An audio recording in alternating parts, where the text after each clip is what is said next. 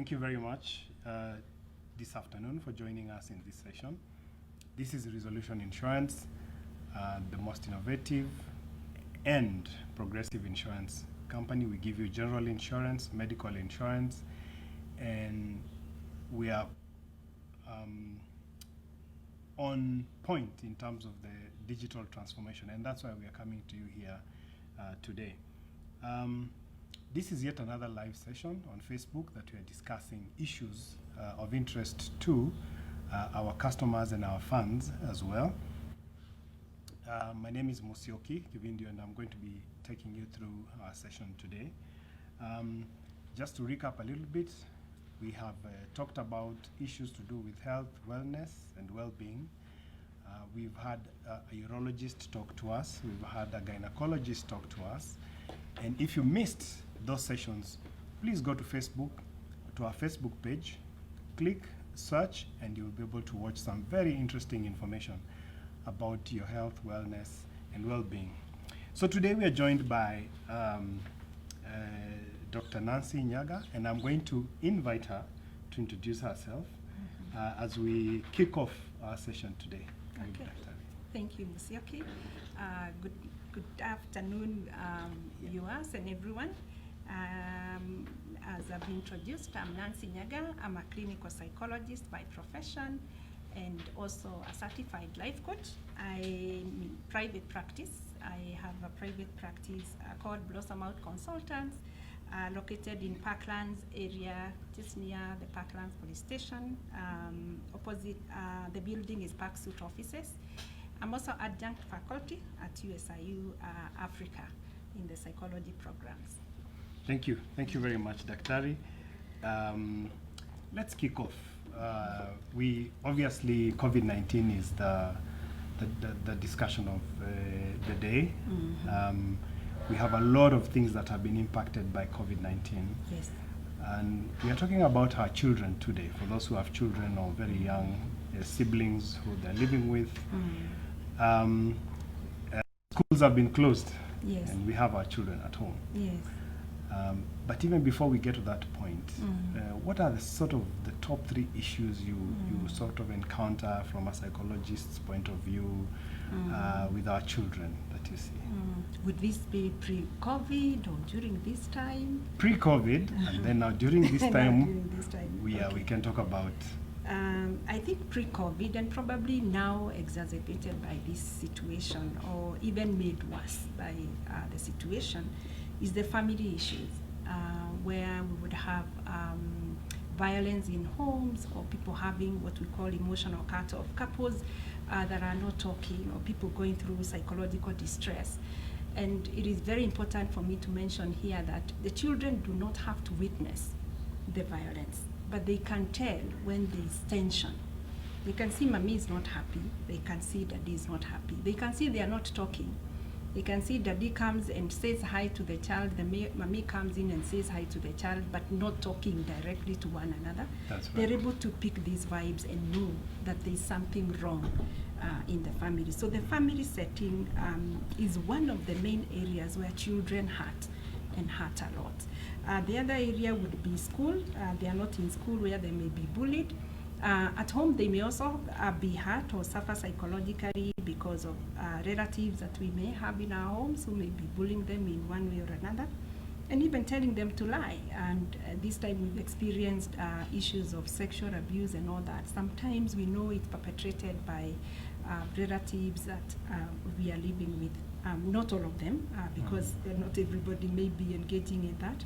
Where you find that children will also go through anxiety in this time, as parents are also going through anxiety. They are not understanding why mommy is at home behind a screen, a laptop, and they're saying they are working. Yeah. And they normally go to work, to the office, but now they are at home. I can't come and cry to you, mommy, now I'm hurting, I fell. And so they also catching up, and they also get the anxiety from the parents or the adults around them. They'll also go through low moods and all that, the sadness. So they also go through all these issues, but mainly in this time and even before, it's what is happening at the family level. Is the family home level is safe, the child is safe. If it's not safe, the child is also psychologically disturbed. Excellent. That's a beautiful introduction. But let us switch gears to children. Probably some of these things coming up during COVID. Yes. Where everybody is sort of cooped up in the same place. Is there a possibility that a child's problems could be confused for stubbornness and lack of discipline? You sort of put it so global, the way you put it. So you talked of a confined space, and then whether we can confuse their behavior. If we look at this confined space at home, home is church, home is school, home is office, home has become everything, and probably it's daddy's office, mommy's office, and my table for learning. And maybe you don't have one child, you have 3 children, and you need 3 gadgets for each one of them. And you have your gadget, and your partner, if you have a partner, also have their gadget. So that being in each other's space is also affecting the children at home as well. And therefore you find that maybe the times they used to enjoy their cartoons, mom is there, dad is there, and wanting to watch something. So in this time, the children may also be going through the same motions that the parents are going through. We may be talking about our space, psychological, emotional space, as well as physical space being taken. But I think majority of us are not thinking how we have taken up the space for the children and how they could be suffering. Because the couch would belong to them, their toys all over, and now mommy is at home, she wants a neat house. Daddy is at home, he's probably having the remote. So these are things also children are having to adjust to. So therefore, you'll see them having either anger tantrums, irritability, also not because they're not probably going out to play with their friends and going to school and coming home tired, probably their sleep is also affected. Okay, so let's talk about pressure on the children, and what sort of pressure now at home will the children experience? You've just touched on daddy's space, mommy's space, you know, kind of the remote has been taken over. By the way, the football resumed, so and the daddies can't watch it outside, you know. What sort of pressure the kids could be going through? I think especially the ones who are going through homeschooling, the Zoom fatigue is real for everyone. You can imagine kids who are used to playing around, poking each other with pens in school, and you know, having to move any way they want, having to be glued to a screen to learn and listen to a teacher and take the homework and do it with mommy. And they're not used to mommy or daddy as their teacher. And maybe they are not validating them and telling them well done the way they're used to being told at school. There are things they have lost in terms of their favorite teacher, their favorite friend. So being at home is also causing them a lot of pressure in terms of the things they have lost, their friends, and also their parents having to be teachers. And they're not used to them as teachers. There's a way kids have a relationship with teachers that they never have with parents. You know, they will even seem like they respect the teachers more than they do their teachers. And you notice that it's also because of how we parent them at home, that maybe certain things they don't see us doing them, but we want them to do them. So they never see us saying thank you to one another. So you're telling them to say thank you. But you see, when the teacher says in school, say thank you, they've not observed the teacher, because the kids learn through role modeling. So at home, there's a lot of disconnect when we are telling our children, do this and you don't do it. Say sorry and you don't say sorry. We've seen plenty of videos on that note on the internet. Parents saying thank you to teachers because a lot of them never really understood what teachers go through until they have their children at home. So, you know, to your point. So let's shift gears a bit to how do we keep them creatively occupied so that they don't suffer, you know, some of those issues. I think one of the main things, as we are telling adults, that would also tell the parents to do for the children, to have a structure for them. Have a structure of the time they wake up and the time they sleep. And then if they are learning, then there's a time for their class or their classes. There's time for meal time, just the way they have bells in school that reminds them this is meal time. That we have a meal time at home and we are all having the meal together, probably if you're free or if you're able to get away from your work. They have time to play. They take their breaks to go and play, active play, not to get from their virtual school or virtual class to go and sit and watch TV. Yeah. To get from their class, virtual class, to go and sit and maybe do some skipping or some dribbling of a ball or something, or hide and seek with them, or running around the house with them, or pillow.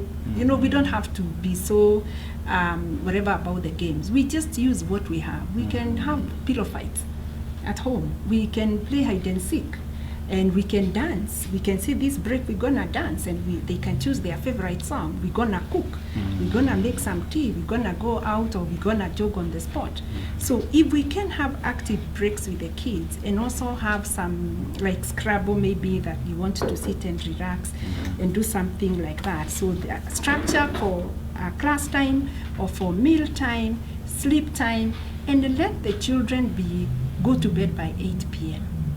if you have a proper structure for them, so that the parents also have time for themselves. Because when you leave them too late, some of the children I know are being allowed to go the way up to midnight, 1 a.m. because they are not going to school. We are messing with their development because they need sleep to stay healthy, even for teenagers as well. So that we have structure for them. They wake up early, they have things they are doing. You're teaching them to do things. You can even teach them to knit. Yeah. So that as they're doing that, their brain is also remaining active. I hope that helps. that really does help. Okay. Let's talk about conflict resolution in the house. Some of these problems that maybe the kids may be having. Yes. How do you, Daddy, this one has hit me, this one has taken my pencil. Yes. You know, you've not done your homework. Yes. How do you resolve the conflicts in the house? And I know this is the main one where parents are saying, teachers, we clap for you. Because how does a teacher deal with 40 kids and 30 kids? And you are not able to deal with 2 in your own house. Yeah. So I think it's more, number one, being centered yourself as a parent. Because when parents are irritable, they are anxious, they also have their burnout or their stresses, that trickles down to the way they are responding to the conflict from the children. That's right. So if you're taking care of yourself, if you're well-centered, when the children come, it is not about your reaction. It is you being able to respond to what they are dealing with and being able to resolve their conflict. Yes. So do we have a court system? Do we have a bad cop, good cop kind of arrangement? I know some people have that. One is where we avoid making children feel right or wrong or favored because of their behaviors. There are those who are going to be aggressive. There are those who are going to be quiet and withdrawn. It doesn't mean that is okay. That is still negative behavior. So you notice that the one who is more expressive in the way they do things, they are the ones who are hammered more. Yeah. And maybe they are triggered somehow by the one who is very quiet. They'll come and do something very irritating. So it's how does a parent balance and notice what to do with each child, so that they are voicing and they are talking about the behavior, correcting the behavior, not the child. So the child still feels loved and is not feeling like this is mom's favorite, daddy doesn't like me, because we are calling them good boy, bad girl. We need to remove those labels because it is your child, and your child needs to know what you correct is their habit, not them as a child. Let's talk about, on that line, let's talk about the reward system. Some parents use a reward system to sort of encourage good behavior. Is that good? Does that work? It works, yes. Because for children, they seek attention in any way.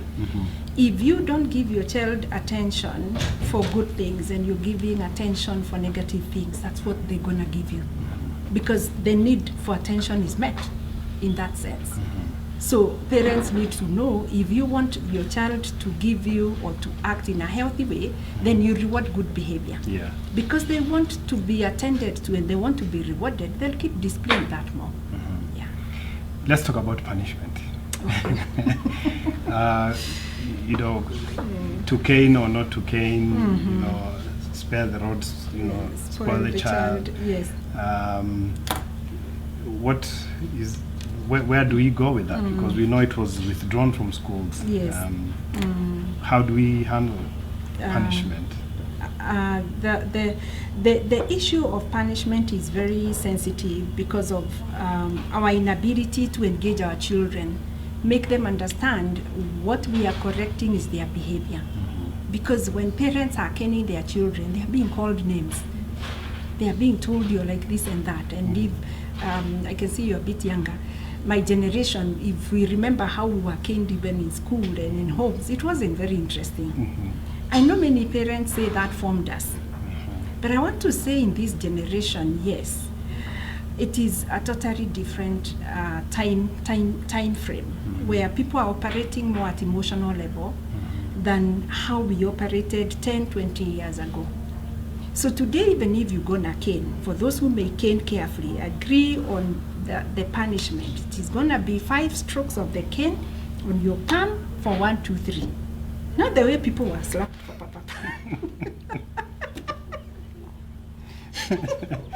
You don't even know what has landed on your face. Yeah. Because today you do that, our kids are operating at a level of self-esteem and how I feel. You do that to me, you don't like me. The next thing they want to do is probably say, I want to take something and harm myself. Okay. So it is where we are talking about it, and they understand they are being taken through this punishment because we agreed on this, and you've broken the rule once, twice, the third time you get the cane. Yeah. Parents, if you're not having that conversation, let us not cane the children. Yeah. But also the caning does not mean it produces good behavior. It also can elicit negative behavior. Remember what I said earlier. If your child realizes they only get no's and they get the cane when you come home because they want your attention, they probably constantly have a bad behavior that deserves a punishment so that they can get their attention. So engaging the children and setting the pace and setting the structure and getting to understand what is making them do this. What are they seeking? Most of the time it is attention. So when we know the need they are trying to meet, then we don't necessarily have to cane them. That brings up a very serious issue. You know, in your generation and probably mine, you know, it was a fight. It's a fight. You know, you did this and that. You know, but now we are seeing an alarming case of kids taking their own lives. You know, very suicide. sad. Yes. Why? Why? Have you experienced some of this, and what can you speak about? Yeah, it's sad that I like I have said earlier, this is a time when people are so in tune with how I feel. I don't know how many of us in our age even knew how to mention an emotion. We only knew I feel bad, I feel good. We didn't name those emotions. We didn't know I'm excited, I'm ecstatic, I'm sad, I'm depressed. Now you hear kids talk about these emotions, and actually when they are describing them, they are actually feeling that. So if we are at that level, are we able to allow our children to express themselves, to express their emotions, to talk about the things they are going through? When we don't let them, they bottle in everything. And when they are bottling in everything, and they are in this space where they are being triggered, and their emotions are being triggered, and there's no outlet, they definitely can end up suffering maybe even depression without us knowing, because suicide is real. It's not those days. In our days, people will be told, if you went and said, I want to hang myself, a parent would start looking for the nearby rope so that they can give you, and you hang yourself. Today, you do that to your child, they're likely to do exactly that, because they're not just saying it. it's something that they are trying to deal with and process, and they don't like themselves, they don't like what they are going through, and the only way to finish it and to end it is to end this life that is painful. So we need to hear them, we need to listen to them, we need to observe them, because a child who is going through depression, you will see the change in behavior. You will see either they are withdrawn, they are no longer playing with the others, they are not sleeping well, or they are sleeping too much, they have no appetite, they are not excited anymore, and then that has continued for over 2 weeks. Or they are constantly irritable, even over the smallest of things. Yeah. Now, following on to your point, talk to a father who wants to reach out to a daughter who is going through something like this. How can they reach out to that daughter without the daughter feeling you're encroaching my space? There's space issues How old nowadays. is this daughter? It's my space. 13, 12, Okay. 13, 14. Yeah. It matters, number one, how they've been relating before, because you've always been talking about grades, report form, school fees. I've ordered food from KFC. You give them money, no conversation about them, no conversation about their life, how they are feeling, about their menses, about school, and about their friends. It would be very difficult to talk about a boyfriend or their relationship or what they are going through. So for a father who has already been working through their relationship with their daughter, it becomes very easy, because our children are very expressive. And it also matters for the ones who are starting, the ones who are preteens, 8 years to about 10 years. When your child comes to you as a daddy and it's a girl, do not send them back to their mother. Listen to what they are telling you, because we talk to our children with an adult mind. We need to try to talk to our children with a child mind. Because when they say a boy, where does the father's and the mother's mind go to? Are you with me? The mind goes to, gosh, are they having sex? That's right. This child just talked about a boy who is a classmate, and they are liking them. They're having whatever they say they're having towards each other, and now we have a whole lecture on how you cannot have sex at this age and all that. Yeah. So they feel invalidated, they feel lost, they feel misunderstood. So it's talking to them from their space and their language. What are they processing? What does this mean to you? What are you going through? Just be there and listen. And as you get into their world, and as they allow into their world, because you're not judging, you're not questioning a lot, you're not coming with up with solutions, because daddies come up with solutions a lot. You're just there listening. Then you could even ask, how can I help? How do you want me to help? And that's an important point you make, because men are wired to find solutions. Yes. Can you tell them about just listening to their daughters and their sons? Yes, to listen to their sons and daughters. And they don't just do this to their children, they also do this to their partners. That's right. And yes, men, it is important that we just listen.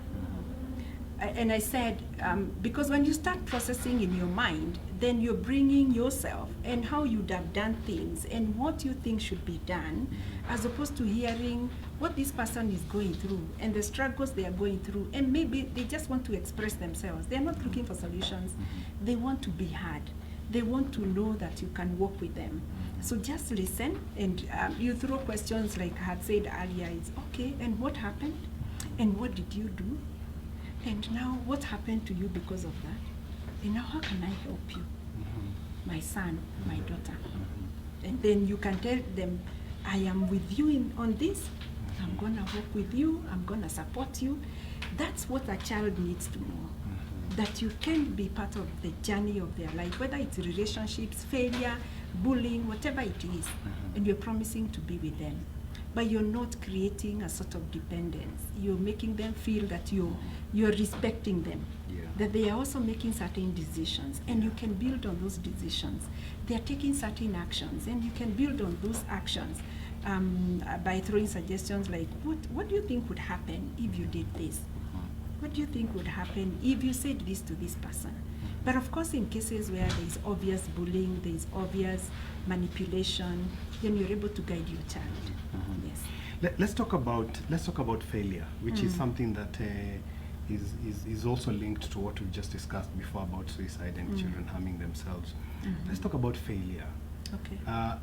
There are very many schools of thought, and it is true that failure is not the end of the world. Yes. People succeed because they have, failed several times until you find the right way. Yes. We have pressure on our kids to get good grades, Yes. to excel in school. Every parent was number one in I'm telling their you. class. How do you encourage kids, slow learners, when they fail and get them? Yes, and that's a powerful one. And one of the key things I tell parents, even children, is that none of us is defined by our failures or our successes. You're still Musioki. The A's you got in school, we are not seeing them. And doesn't mean even for those who got A's are at the top in life. They may not be. It doesn't mean the ones who got D's are at the bottom in life. They probably got something that they are so aligned to, and they did it so passionately until they're doing so well in their life. So we need to sort of remove this, you're important, I value you, I affirm you, I validate you because you got an A. Such that when you have a D, even the language, the mood, the look changes, and the child knows, if I don't bring an A here, I am nothing. And we hear a lot of that. And then you're comparing your child with the other child who performs well. Our children need to know we love them and care for them for who they are, just for being our children. But we can work on this D. How can we improve on the D? How can we maintain the A? But they need to know that they are not defined by their failure and their success. Both of them are lessons, they are reports. That with the A, you worked well. With the D, what's going on? What can we do? And that goes into workplace, that goes into life. If this relationship didn't work well, they will remember your advice. If it's not working, what happened? But if they are made to feel a failure because they got a D, you didn't utilize that space to make them ask questions that would get them proactively seeing solutions. Yeah. Now, let's talk a little bit about academics. Okay. We cannot all be A students. We cannot all be B students, C students. Yes. And how do you deal with a child who decides they are not interested in school, but in A's and B's, but they are good in music, they are good in art, they are good in something else. But as a parent, you're looking for that A. How do you deal with that? And the A is yours or your child? Sorry, Ms. Yoki, to ask that. Because that's one of the things I have seen with parents who, I want a lawyer in my house. I want an engineer in my house. I want a doctor in my house. So we are forcing our kids to cram things, to do things that will align them with what we would want to be. So you find kids who are going to college, second year, this is not my course, this is my parents' course. There are many who have repeated courses. One of the things we would do is that, because the music would be a gift, as something natural they are using, that they can pursue that and you encourage that. Because the vibe they get from that, the joy they get from that, and because you're accepting of it, will now trickle back into the academics. And to remind them, for you to be a good musician, come up with a list of the best musicians. What effort have they had to put in their work? That's good. Because to grow that talent, actually it's harder than the academics. That's right. But you see how we do it? Music. Hiyo itakupeleka wapi? So it's first joining them. Let's study. Let's see people who are doing very well in music. Which schools did they attend? How much effort did they put in? Have you talked to any of them? So that they understand there's a lot of work that goes into it. Not producing one song. Then you become famous for 1 year, and then after that, You just disappear. Okay, Yes. we usually get questions from people who are watching right now. Likari Brown, I think it is Likari or Likari Brown, and forgive me if I've mispronounced it.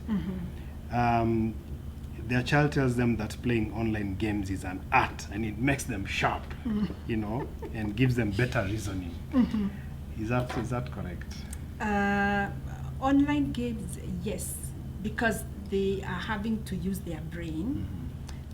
The gadgets also for the hands, what are they called? The PSs also. These, PlayStations. PlayStations to some extent. The only thing is that we don't overdo it.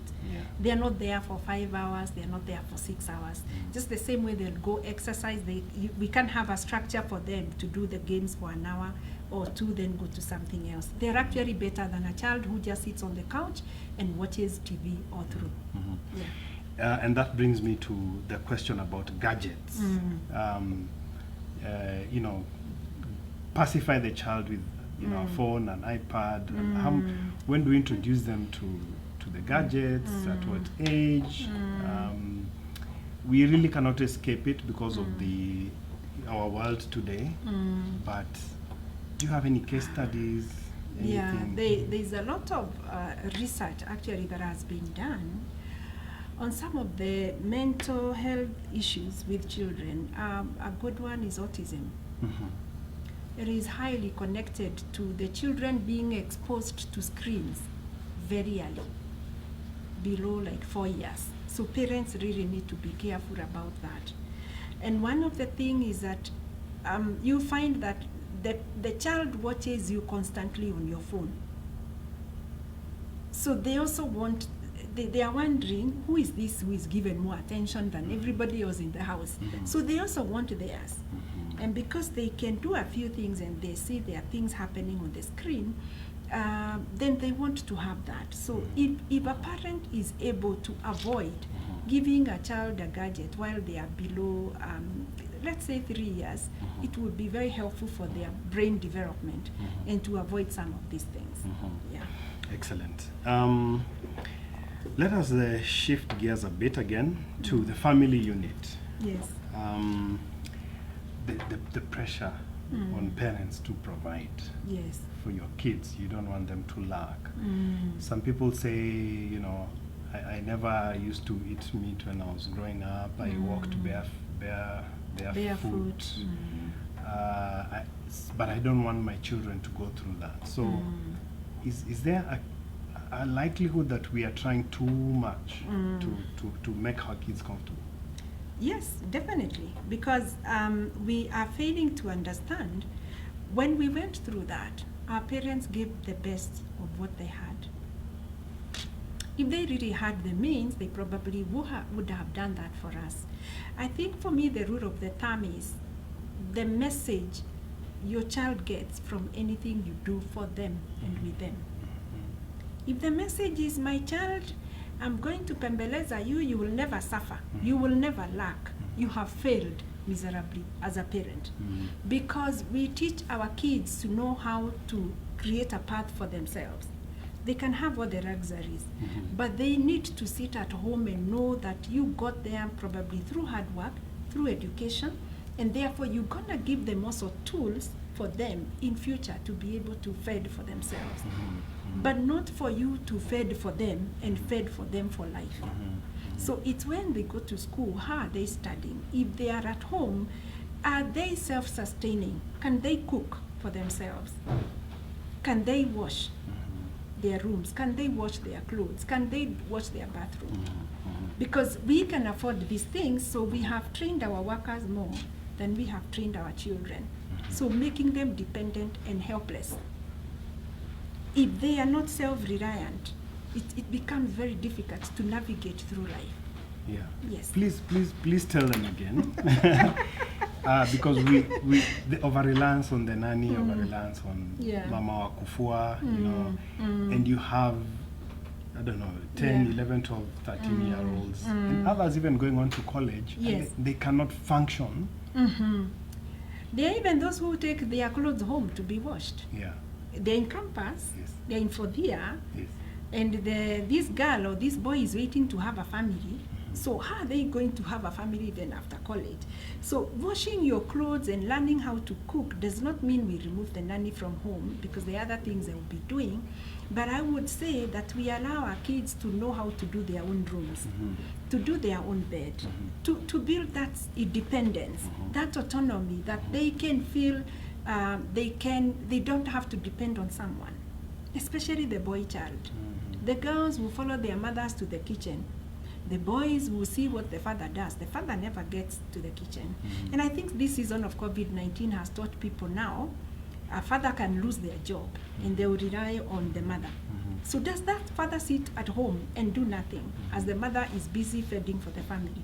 He can go to the kitchen and make ugali and fish for the family, or make whatever he can do with the children. So that culture of men don't go to the kitchen now dies in this season. Or at least boil some water if they don't know how to cook. That brings me to the point of role modeling, where, like you're rightly saying, as a father, if you just sit and do nothing, your son is likely to be doing the same. How is role modeling important even for the 5, 6, 7, 8-year-olds growing up? Hey, you've gone too far. It's not 5, 6, 7-year-olds. Even the ones, a suckling child, you know the way they fungua their eyes. They're looking at you, they're observing how people are behaving. Children are monkey see, monkey do. They're observing everything you're doing. By the time they start to talk, you notice they start saying the words they've been hearing. So for parents, I actually allow me to give that order of parenting skills. We talk about like 4, I think there are 5. The role modeling comes first. You have to role model the character you want your child to display.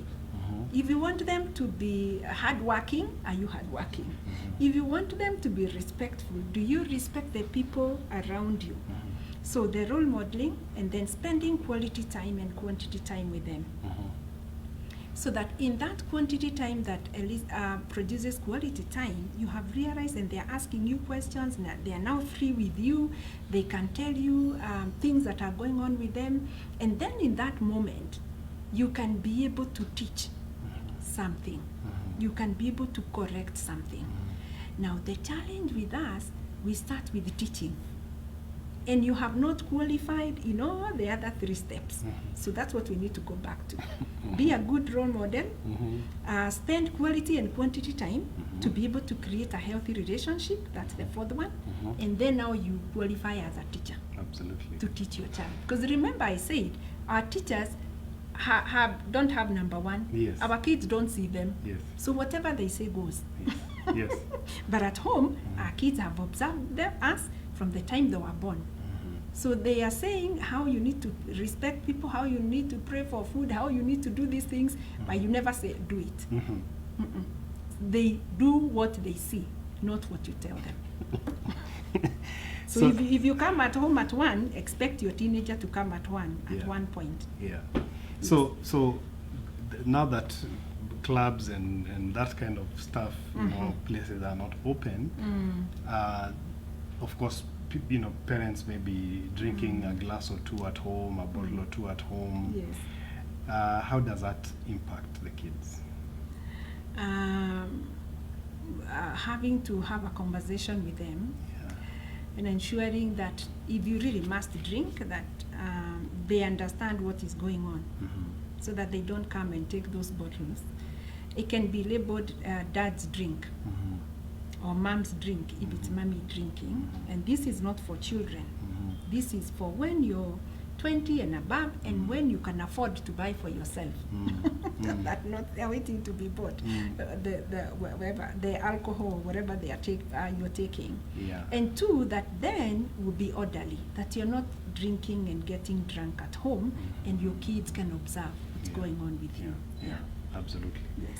Now, COVID-19, job losses, layoffs, job cuts, salary cuts. How do you get your children to understand that things are not the way they used to be? Yes. Financially. Yeah, and that's one of the major stressors. I think there was a first question like that, the external pressures the kids may face, or the challenges they may face at home, having to adjust to either a parent being sick, either like even mental illness, because of the constant mommy is happy today or daddy is happy today, tomorrow he's not. When we have issues like the loss of income, and the kids were used to ordering food or doing things, and now they can't have the meals at home the way they used to have them. People need to have honest conversations. This is what lacks. Children can understand. They have a perceiving mind. We can tell them now, dad's pay is not the way it used to be. We don't have to give figures, but now we'll be able to have food, and the way we have our meals is going to be a bit different. We may have to sell a car, or we may have to move from this house to another house because of what is happening. Children will understand. When we don't tell them the truth, that is when they suffer, because they're just seeing things happening and they don't know what's going on. And that even goes to another main topic of loss and grief. Like when people die, we tell children that somebody has rested. How does someone rest covered in soil? You know, we left them covered in a hole somewhere, and you're calling it rest. And then they will be telling you, even me, I want to go and rest like Papa. I want to go and rest where Papa is. I want to go and sleep where Papa is sleeping, or Mommy is sleeping. So children will understand only that you use their language to explain to them realities of life, so that they can understand, and they can be able to express their emotions. And you're teaching them how to be honest, to be truthful. We actually teach our children how to lie because we're not honest. Yes. Wamboi Maura is asking how to deal with teenagers who are feeling depressed, who are feeling anxious and isolated during the pandemic. We know teenagers would play football, would visit their friends, you know, but there's a feeling of this time when you have limited options. Yes. What would happen? What would happen is that definitely is to engage them. What are you doing for them? What have you organized for them? You know, we all wake up and are busy with work. Because we are assuming they are big enough, they are old enough to know what they want. Sometimes they are so confused. Sometimes even because of the hormonal issues going on in that age, they don't know what's going on. Sometimes they wake up feeling sad. Sometimes they are excited. It's not because they are depressed. It's just because of the hormonal changes during that season. And it is to engage them and be able to have a conversation with them. Number one, normalize it. Tell them this is okay. In this age and what you're going through, it is okay to have this. But because of being at home, they need to be made to remain active. Can you improvise for them ways of exercising? Buy them things that they can try to cook at home, engage them with certain activities, give them duties, let them wash the car if you have a car, then you can pay them something small so that you keep them active, and also learn to validate them so that their esteem doesn't get beaten, because at that time, that is when the face is breaking out, they are feeling ugly, that is when the body is changing, that is when the boys are looking almost elongated, they are so tall. And everybody is asking them, where are you going? And hitting their heads, and that gets very negative for them. So it's engaging them, normalizing the age, normalizing the situation, but allow them to be. If they tell you, I'm okay and I just want to rest or sleep, tell them for how long, an hour or two, then you agree on that. Then don't keep knocking on their room so that you're going to wake them up. Because at that age, during teenage, because of the cell multiplication, the body requires a lot of energy. That's why you find them eating so much. A boy will finish a whole loaf on their own. In COVID-19 financial strain, eating a whole loaf alone. And then make ugali, and they can have that because they actually get hungry, even and very tired as well. Their bodies really get tired, so they want to sleep more. They need more sleep during that age. Allow them to be. I know there are parents who are stressed about their teenagers or the phone. You know, even when they are watching a program on TV, they are watching football, they are watching, they are on their phone. Yes. Help them? How, if you can? It's a challenge because probably just agreeing together. Maybe what you're watching, they don't want to watch, and you have insisted they sit there. Sometimes it will call for compromise. What would they want to watch? Then we can watch together. Can we play a game of Scrabble? Can you leave them to watch what they want to watch, and then you can also come in and watch what's yours? This is what we talked about earlier, creating spaces at home, whether it's with gadgets or TV, family time together or individual time, if we can do that, so that we can also allow them to be. Let's come to an issue about the relationship in the home, where probably the partners have disagreed. There's divorce or separation, there's COVID-19, there's all that pressure, and the impact on the kids. How can parents, a lot of times people say, it's not the fault of the kids, why make them suffer? How can parents, even if they disagree, how can they help their children? It's very sad, Musioki, that what I have seen even in my practice, parents use children to fight each other. And I actually, it's very sad because they cause the children a lot of havoc. If, like, say for example, the parents are separated, and the mom or whoever, either the mom or the dad is the one with the economic means, they punish the child. And they think they are punishing the parent because they'll buy the bicycle, but the child can't go with the bicycle to the other parent's house because it is me who bought the bicycle. My question all the time is, the bicycle was for who? For yourself, for your partner, or for your child? And the message here is, I'm the one who is buying these things, so they stay in my house. So we miss our children because when the child now goes to the other house, they start missing their bicycle. So they are not missing you, by the way. What they are missing is their bicycle. So in that process, then they are saying they want to come back home. But if it's the mother or the father who did that, they are thinking the child is missing the environment. So can we have co-parenting agreements? And they are there. And we take people through those processes, how you co-parent. And you don't allow your fights to trickle down to the children. The children are provided for. They know mommy, daddy loves them equally and you know, in a very good way, in a big way. But we talk about our fights, and we don't say engage with them to ask how is mommy or how is daddy. Leave that to the adults, because children don't understand adult issues. Therefore, like in this season is, how do we agree? Where does the child stay? Who picks them when? Who stays with them when?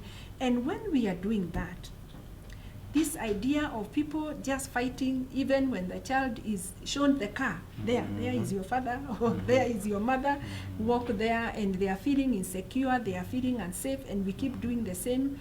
There is no mommy and daddy don't talk at all. I think for me is people just need to grow up. Sorry to use those words. No, please repeat it again. I said I think we just need to grow up. Absolutely. Because those are very innocent children we mess up.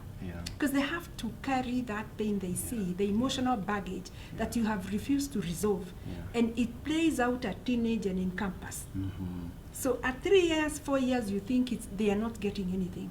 But you'll actually, it will now become full-blown during teenage. So I say, even if what has failed is a marriage, the child is already there. They need to be parented. Let us see how you can go for mediation to lawyers, you can come to therapy and be taken through that process. But let us not instill negativity in our children.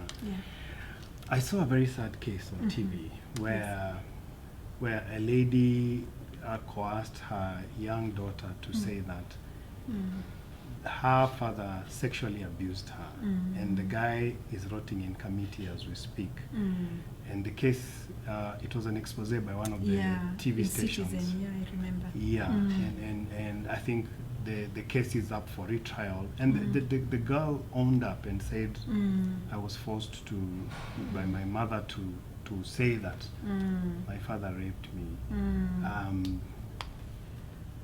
It's very sad, like I'm saying, because remember, this child is have your genes, have the mother's genes. So which part does she disown? The composition is mommy, daddy. The composition is not mommy alone. It is not daddy alone. So when we are maligning the other parent to the child, we are messing with a part of them. You're telling them to hate their 50% that is from the other partner. And when we are coaching them to lie, this child will also find another person in the society who will lie to them and tell them, do 1, 2, 3, or I do this to you, and do not say it to anyone. And they'll remember, I was taught how to keep a secret by my mom, and it's a lie. So in a way, there are certain things we do with our children that we expose them to negative ways of life because of what we did with them at home. So it's very sad, and probably I hope that child will one day be able to resolve that and probably let go and forgive. And for ladies and men out there to understand that you deny your child an opportunity to be fathered and to be mothered when you're maligning the other parent. And it is very negative, almost evil. Because I say it's really denying them something they need. Yeah. So if you have your fights, you'd rather just keep them go to your separate yourselves. ways, Exactly. and don't bring them onto yes. And allow me to add something. Please. And for the fathers, you know, the fathers who say, I'll pay only for what my child uses. If they use a diaper, I'll buy a diaper. If they use none, I'll only buy a none. I always ask a question. When this child of yours is sick, and the mother has to stay up 5 nights, checking their fever, cleaning them up, they are puking, they are vomiting, who pays for that? It cannot be quantified monetarily. You can't say, I'll pay for this. So when you say you're going to pay for only what the child needs, there's somebody who needs to eat, to take that diaper and dress the child. So these are things we because we are fighting one another, and we are thinking the mother cannot eat my money or the father cannot eat my money. It is wrong. We can sit and agree and see what is comfortable for the child. What can we be able to do? But not do the agreement based on how we hate one another. But who is suffering in the process? The child. Isn't it interesting from a psychological point of view that one day you come together, you're okay, you're happy, you have children, and then after some time you can't stand each other? Yes. Why? I like likening relationships to a car. You got so excited buying your first car, and you walked around it. You used to take it to the garage and take it out for cleaning and shining and all that. Then after some time, you no longer derive the same utility you used to have. It's the same thing with relationships. You used to go out for movies, you used to go out for dates, you used to have movie nights at home, you used to cook for each other. Then all those things stop. Even conversation is no longer there. So we say the same way you would not take care of your job or your car, you're not taking care of your relationship. So you allow things to start happening. And because you are having to face other things in life, work issues, money issues, in-laws issues, probably sicknesses, and also that you have projects that you need to deal with, the relationships are given a backseat. We don't talk about what's going on with us. We don't talk about the challenges we are facing. So that need is almost stunted. So then what happens is that because we are not now valuing each other, people start valuing the things they are doing. They start valuing other relationships in their offices, where you walk in and someone says, hey, you're smart, or you're this, but your partner never saw it. So you start thinking like there's something better out there. But it's because you stopped doing it at home. So it's lack of investing in the relationships, the way we invest in businesses, the way we invest in other matters like maybe owning property.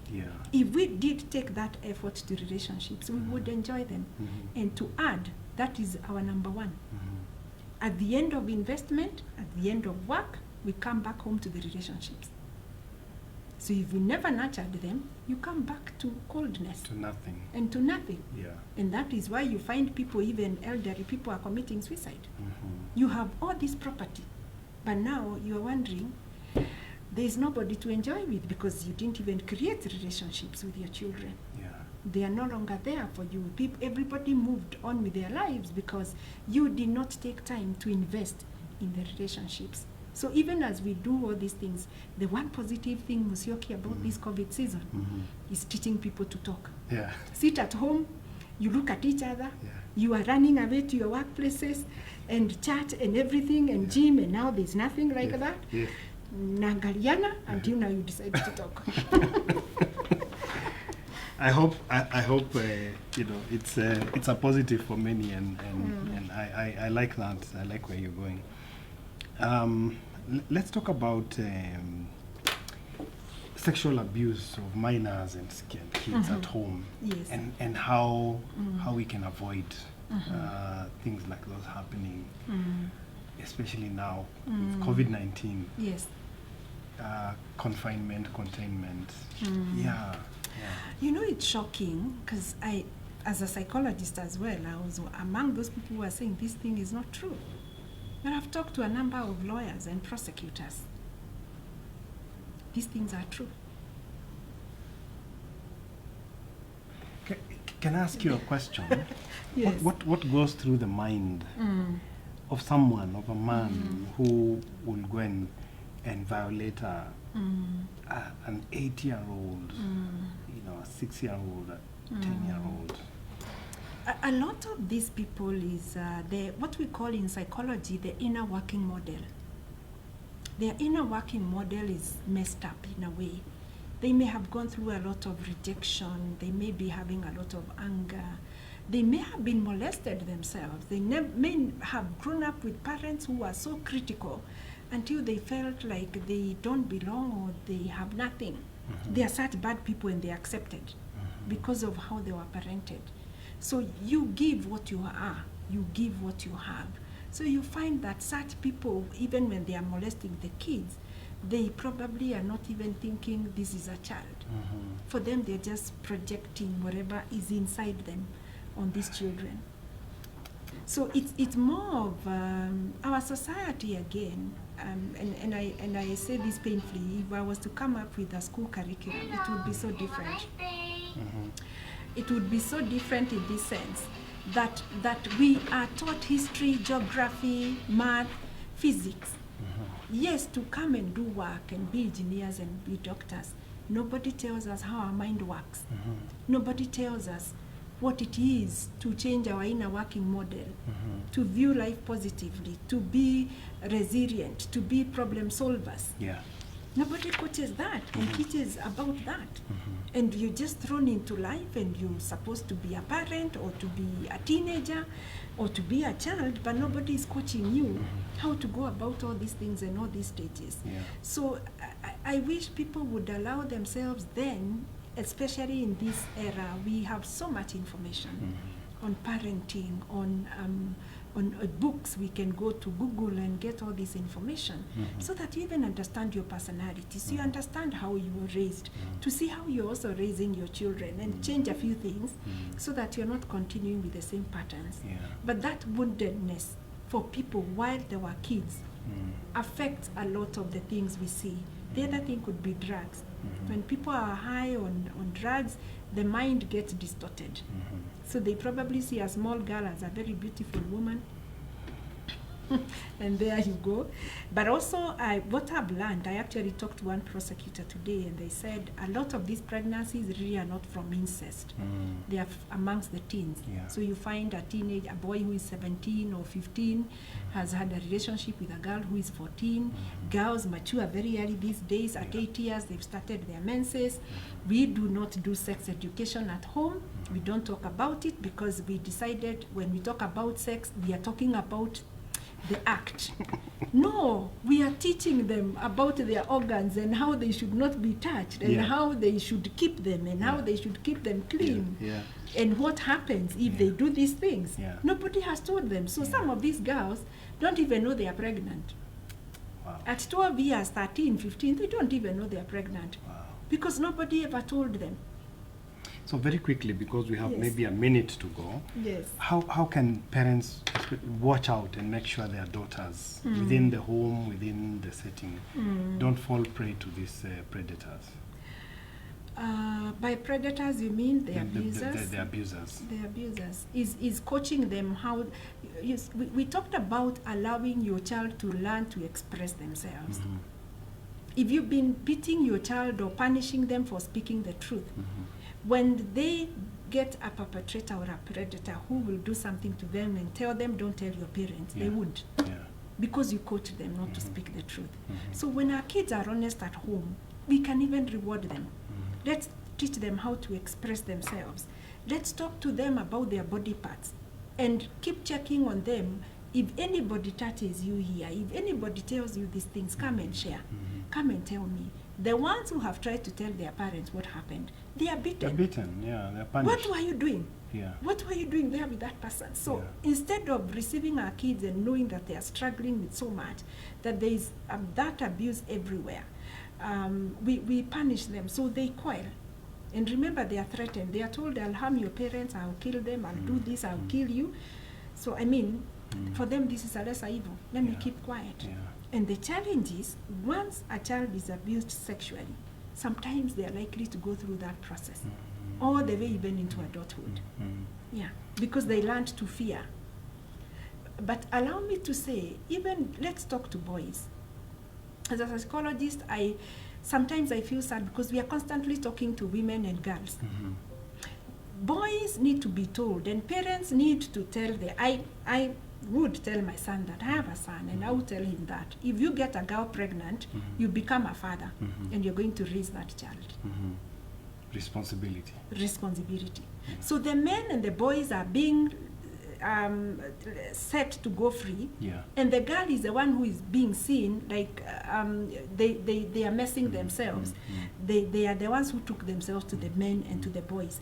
What are we doing to the men? What are we saying to our boy child?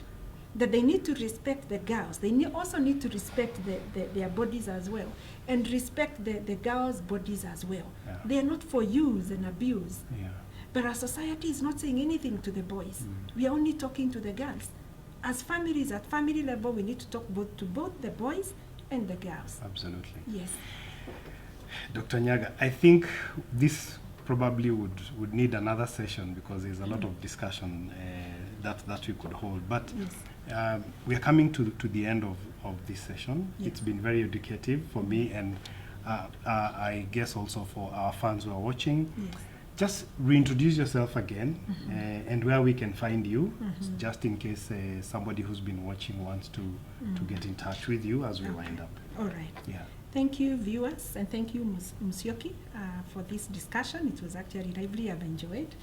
And anybody who would want to find us, we have a YouTube channel as well on mental wellness, Blossom with Dr. Nancy Nyaga, and a Facebook whatever account also, so that you can get more tips. Especially, we are doing things on coping during this season and across the board, mental wellness, relationships, and all that. But for our offices, we are located in Parksuit, along Parklands Road, and the office numbers are 0705 671 777.